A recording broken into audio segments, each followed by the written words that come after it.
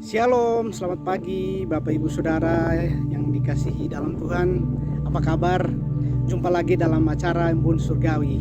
Pagi hari ini Bapak Ibu, kita akan merenungkan firman Tuhan. Namun sebelum daripada itu saya mengajak kita untuk berdoa.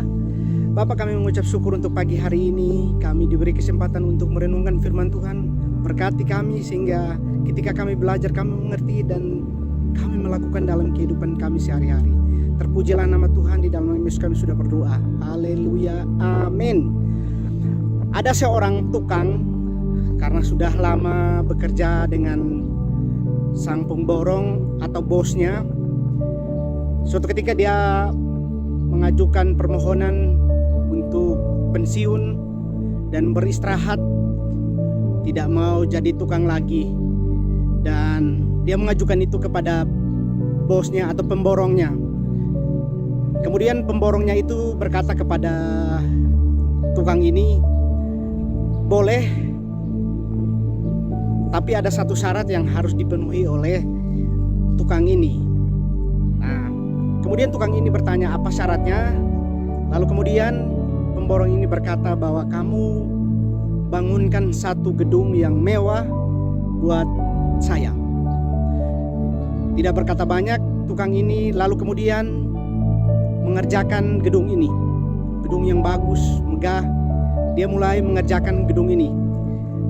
Karena terburu-buru, waktu yang mepet, dan mungkin karena dia merasa bahwa ini adalah kerjaan terakhir, akhirnya rumah ini dia kerjakan secara asal-asalan. Setelah mengerjakan gedung ini, kemudian dia memberikan laporan kepada majikannya. Ketika majikannya tahu, majikannya kemudian tersenyum dan berkata kepada tukang ini, rumah ini buat kamu. Rumah ini dihadiahkan untuk tukang ini. Begitu menyesalnya tukang ini ketika mendengarkan kata-kata dari majikannya. Di mana kata-kata dari majikannya? Rumah itu buat dia. Ternyata apa yang terjadi Bapak Ibu Saudara?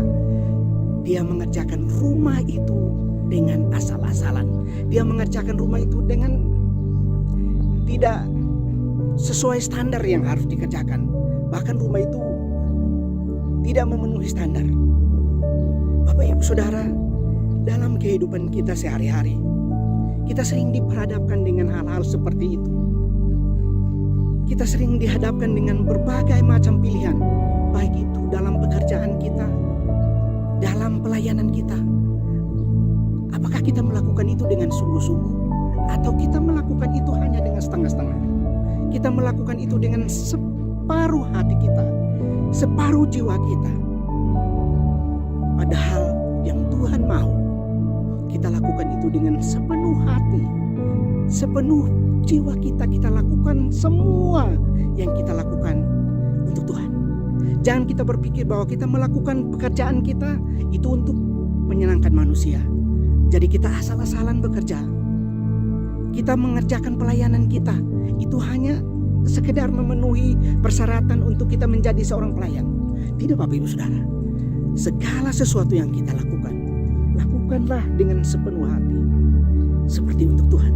Sama seperti firman Tuhan yang terambil dari 1 Kolose 3 ayat 23. Saya bacakan untuk kita. Apapun juga yang kamu perbuat, perbuatlah dengan segenap hatimu seperti untuk Tuhan dan bukan untuk manusia. Kiranya firman Tuhan ini membawa kita dan kita mengerti bahwa hidup ini kita lakukan bukan setengah-setengah, bukan asal-asalan, tapi lakukan semua ini dengan sepenuh hati. Tuhan Yesus memberkati kita semua.